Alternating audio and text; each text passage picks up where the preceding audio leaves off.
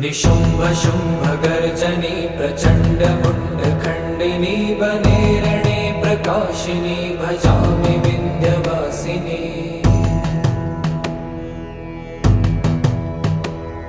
त्रिशूलमुण्डधारिणी धराविघातहारिणी गृहे गृहे निवासिनी भजामि विन्ध्यवासिनी।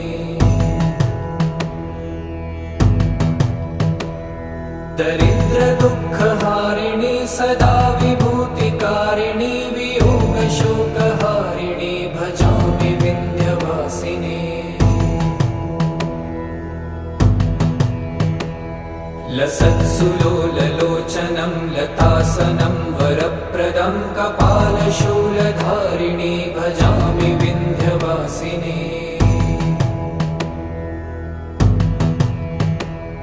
कराब्जदान